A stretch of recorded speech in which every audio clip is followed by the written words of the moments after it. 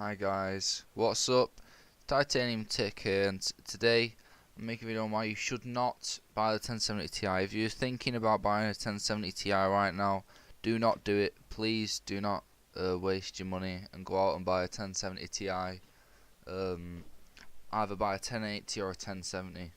It's just an absolute waste of money in my opinion. It shouldn't be. It shouldn't be a thing. I don't think Nvidia should have made this. I think it's just a quick fire back almost at Vega 56, but in my opinion you should just get a 1070 or a 1080. So I typed into Google 1070 Ti. I know this isn't the best way to look, but this is just a way so that I can get a general price sort of range, because you know, no matter how hard I look, they'll always be cheaper somewhere else. So this is just sort of like a general look. So we've got a range of prices, but I'm going to just stick with the EVGA brand. Some that you will notice, none of these are like overclocked cards, because they're all the same clock out of the factory.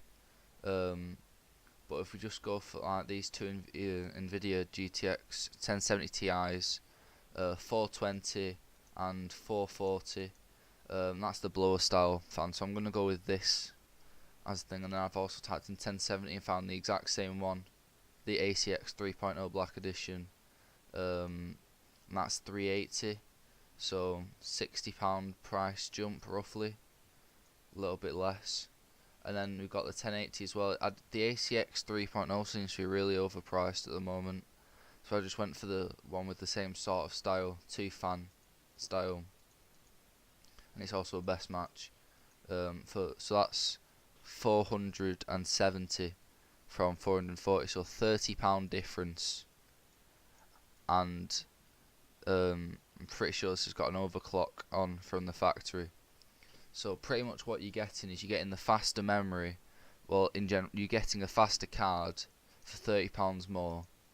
But if you sort of like, oh, well, I've got quite a tight budget, and the 1070 Ti is going to fit it nicely, just go for the 1070. Just save yourself 40 quid and put that into a CPU cooler for some more overclocking. Put it into some case fans, or put it into a better motherboard or something like that.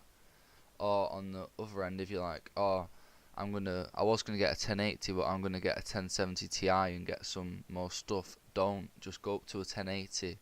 I think that this is just it's a grey area which didn't need to be filled. It's not a grey area in the first place. It's just an area which didn't need to be touched. It was fine the way it was, and I don't really see the reason why Nvidia released this graphics card in general.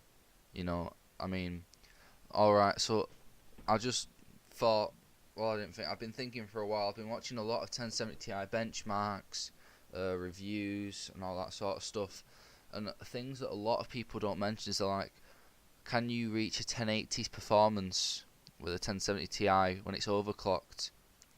But that's not the real question. For it to be a fair test, it'd be a 1070 Ti overclocked against a 1080 overclocked, and to be quite frank, they're nowhere near each other when they're both overclocked, because there's no point comparing an overclocked 1070 Ti to a 1080 which isn't overclocked, because both cards can be overclocked. It's either stock against stock or overclocked against overclocked. And I don't think many YouTubers, I mean, not that I've seen, definitely, I think one maybe that I've seen, has actually mentioned stock versus stock and overclocked versus overclocked. So yeah, I mean, there's probably other YouTubers, but from the ones that I've seen, definitely. So yeah, if you're gonna get a 1070 Ti and the fact that, oh, I can make it a 1080 and overclock it, well, it wouldn't be, because that'd be a 1070 Ti overclocked versus a 1080 stock. If you're gonna get a 1070 Ti in the hopes of overclocking it, just get the 1080 and overclock that. You know, the price jump from here to the 1080 Ti is, you know, a lot. So like nearly 800. I mean, that's quite an expensive 1080 Ti. I'm not gonna start looking for 1080 Ti's. That's not the point of this video.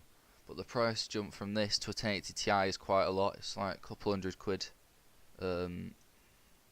you know, maybe more in cases, or less. It could be less or more, I don't know the exact prices now. But the jump from this to a 1080, a 1070 Ti to a 1080, 30 quid, overclock this and you're getting much better performance than that 1070 Ti. I mean, there's probably more expensive 1070 Ti's. I mean, look at that, 500. That's, well, for the win too, and this is the for the win normal. It costs more for 1070 Ti than a 1080, and the 1080 is, quite frankly, just put it blunt, is just better. It is better than a 1070 Ti. Oh, here we go. Oh, no, that's 1070.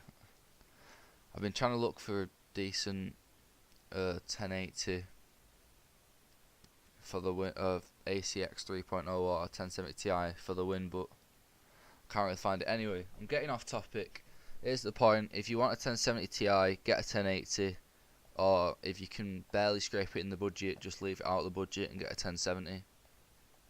I personally think, and I think a lot of other YouTubers have seen this as well, there isn't much place for it in today's market, in terms of, oh, if you want to get a good cooler, then it's the same price as 1080, or if you want to get like a rubbish cooler, it's better to just get a 1070 and get a good cooler on a 1070 and get a really nice overclock.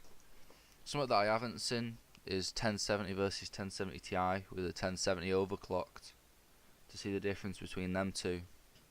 But I don't know if I'm just watching the wrong people. Anyway, if you guys have enjoyed this video, I did go off on a bit of a rant, and then if you guys have enjoyed this video, please remember to leave a like, a comment and subscribe for more. Thank you guys so much for watching, and I'll catch you guys in the next video.